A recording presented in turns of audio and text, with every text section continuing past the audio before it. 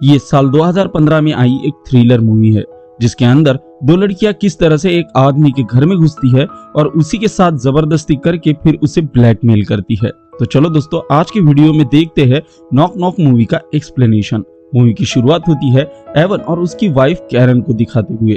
Avon पेशे से एक आर्किटेक्चर होता है और कैरन एक आर्टिस्ट। इनके दो बच्चे भी है जिनका नाम लीजा और माइक है। आज फादर्स डे होता है तो दोनों भी बच्चे एवन को विश करके उसे एक गिफ्ट भी देते हैं जो कि उसे बहुत पसंद आता है। इनकी एक हंसती खेलती फैमिली होती है। ये लोग जब ब्रेकफास्ट कर रहे थे तब इनके घर लुइस नाम का एक आदमी आता है जो कैरन ने बनाए हुए होम डेकोरेशन सामान को मार्केट में सप्लाई करता है। कैरन लुइस को उसने ऑर्डर किया हुआ सामान दिखाती है पर उसकी सीमेंट सूखी नहीं थी, इसलिए वो कैरन से कहता है कि वो ये सामान 2 दिन बाद लेकर जाएगा। कैरन को अपने काम के सिलसिले में एक दूसरे शहर में जाना था। उसके साथ एवन और बच्चों को भी जाना था, लेकिन अचानक से एवन को कुछ अर्जेंट प्रोजेक्ट मिलते हैं जिसकी वजह से वो उनके साथ नहीं जा पाता।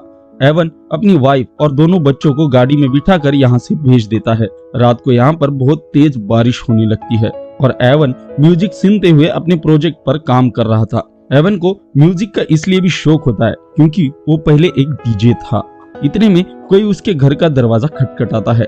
एवन दरवाजा खोलता है तो दरवाजे पर 2 लड़कियां थी जो बारिश में पूरी तरह से भीगी हुई थी। एवन उन्हें पूछता है कि उन्हें क्या चाहिए। वो लड़कियां उसे कहती है कि उन्हें एक कार्ल्स नाम के आदमी के यहाँ जाना था पर वो रास्ता भटक गई है। एवन उन्हें कहता है कि इस एरिया में मैं ऐसे किसी आदमी को नहीं जानता जिसका नाम कार्ल्स हो। इन लड़कियों का नाम बेल और जेनेसिस होता है। जेनेसिस एवन से कहती है कि उनका फोन पानी में भीगने की वजह से खराब हुआ है, क्या वो उसका कंप्यूटर अपने दोस्त को ईमेल करने के लिए इस्तेमाल कर सकती है। तो एवन उन्हें हाँ कहकर घर के अंदर आने के लिए कहता है। वो इन्हें ठंड से बचने के लिए टॉवेल्स और अपनी दोस्त को मेल करने के लिए आईपैड देता है। जेनेसिस अपनी दोस्त को मेल भेजने लगती है पर उसकी दोस्त ऑफलाइन होती है। इस पर एवन उन्हें कहता है कि चिंता मत करो, मैं अपनी मोबाइल से कैब बुक कर लेता हूँ। हालांकि दोनों भी लड़कियां उसे मना कर रही थी, लेकिन एवन फिर भी कैब बुक करता है जो कि यहाँ अगले 45 मिनट में पहुँचने वाली थी। दोनों लड़कियां अब एवन से कहती है कि बारिश में भीगने की वजह से उन्हें ठंड लग रही है, क्या वो उनके कपड़े अपने ड्रायर में सुखा कर देगा। तो एवन भी मान जाता है और उनके कपड़े ड्रायर में डाल देता है। फिर वो इन्हें पहनने के लिए बात टॉवेल देता है। बातों बातों में दोनों लड़कियां एवन से उसकी उम्र पूछती है। एवन उन्हें अपनी उम्र 45 साल बताता है। इस पर दोनों उसकी बॉडी की तारीफ करते हुए कहती है कि तुम सिर्फ 25 साल के लगते हो। वो एवन को उसकी वाइफ के बारे में पूछती है। एवन कहता है कि आज फादर्स डे पर वो बच्चों को घुमाने ले गई पर काम की वजह से वो नहीं जा पाया। इस पर दोनों लड़कियां उसके गले लगकर उसे कहती है कि तुम अकेले नहीं हो डैडी, हम तुम्हारे साथ है। पर एवन को उन लड़कियों का इस तरह से चिपकना बिल्कुल भी अच्छा नहीं लगता। एवन उन्हें अपने वाइफ के आर्ट गैलरी की फोटो दिखाने लगता है।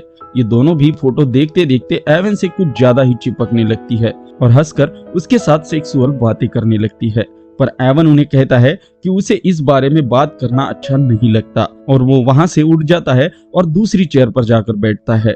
इस पर दोनों लड़कियां उस पर हंसने लगती है और उसे कहती है कि जिंदगी के मजे लेने चाहिए जैसे हम लेते हैं। एवन अपना मोबाइल देखता है तो कैब आने में अभी भी 20 मिनट बाकी थे। एवन इन दोनों लड़कियों की जिंदगी के बारे में पूछता है तो वो कहती है कि हम दोनों एयर होस्टेज है। कुछ देर बाद एवन फिर एक बार मोबाइल देखता है तो अब कैब आने में सिर्फ 5 मिनट बाकी थे। इतने में जेनेसिस एवन से उसकी बाथरूम यूज करने की परमिशन मांगती है तो एवन उसे बाथरूम कहाँ है बता देता है।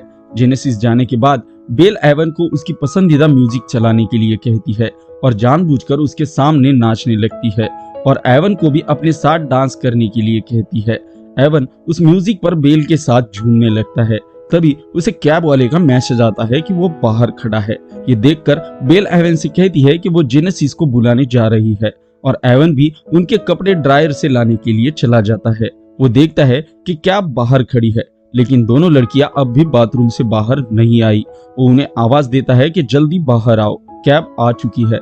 लेकिन अंदर से वो दोनों एवन के किसी भी बात का रिप्लाई नहीं दे रही थी। एवन बाथरूम के बाहर हाथ में उनके सूखे हुए कपड़े लेकर उन्हें बार बार बाहर आने के लिए कह रहा था, लेकिन दोनों लड़कियां उसके बात का कोई जवाब नहीं दे रही थी। इसलिए एवन उन्हें कहता है कि मैं आंखें बंद करके अंदर आ रहा हूँ और वो अंदर जाता है।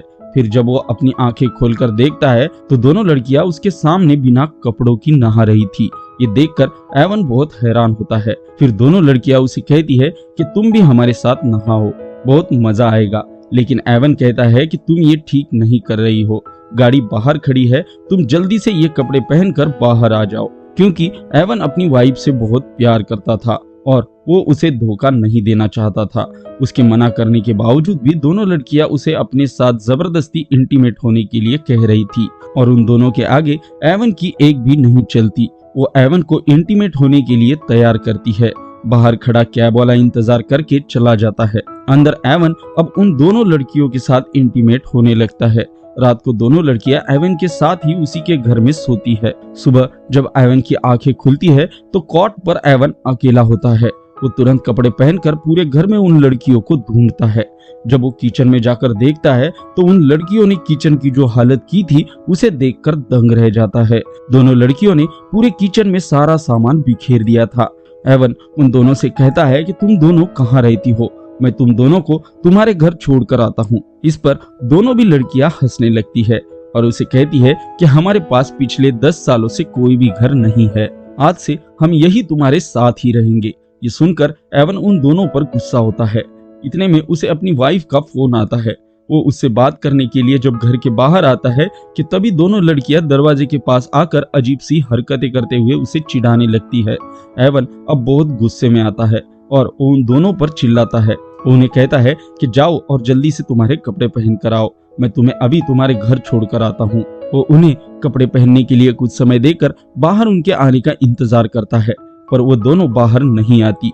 एवन जब वापस घर में जाकर देखता है तो वो दोनों उसके वाइफ के आर्ट के साथ छेड़खानी कर रही थी।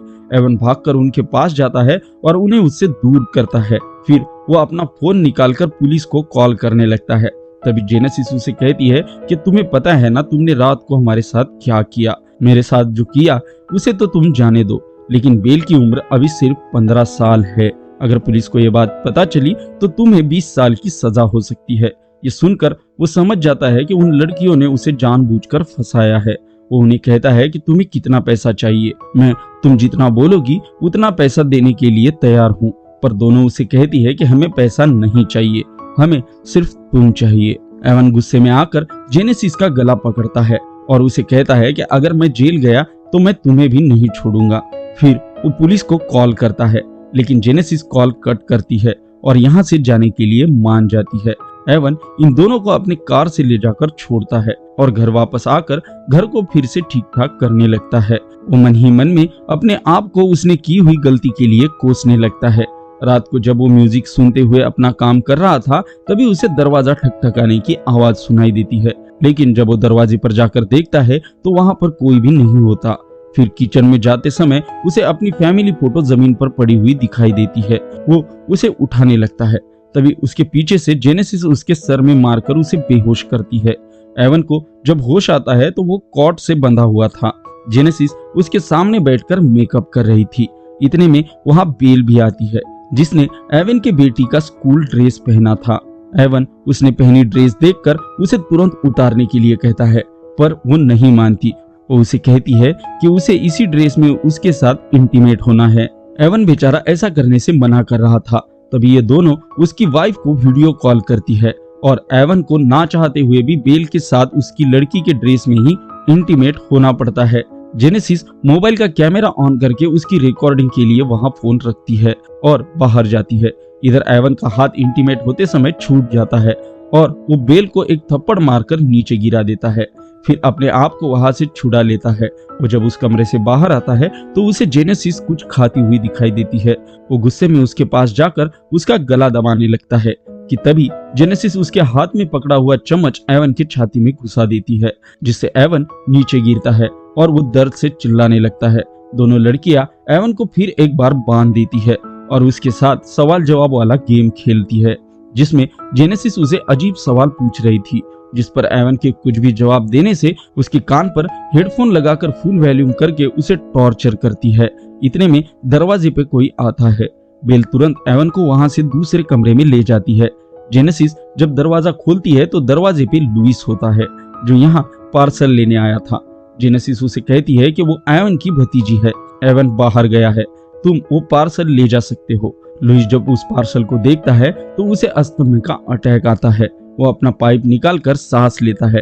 वो उन्हें कहता है कि मुझे पता है तुम एवन की भतीजी नहीं हो, मैं अभी पुलिस को कॉल करता हूँ। पर जेनेसिस और बेल उसे ऐसा करने से मना कर रही थी और बातों बातों में उसकी जेब से वो अस्थमा का पाइप निकाल लेती है। इतने में लुइस को घर के अंदर से कुछ आवाज सुनाई देती है। वो जब जाकर देखता है तो उसे वहां एवन मिल जाता है। लुइस एवन को खोल ही रहा था कि उसे बाहर से कुछ आवाज आती है। वो देखता है कि जेनेसिस और बेल उस आर्ट को तोड़ रही थी। वो उन्हें रोक रहा था। तभी फिर एक बार उसे अस्थमा का अटैक आता है, पर उसे वो पाइप अपनी जेब में नहीं मिलता। फिर जेनेसिस और बेल उस पाइप के लिए उसे बहुत भगाती है। इतने में लुइस नीचे गिर जाता है और उसकी मौत हो जाती है। फिर ये दोनों उसकी बॉडी पर कागज लगाकर पेंट करते हैं, जिससे उसकी बॉडी अकड़ जाती है।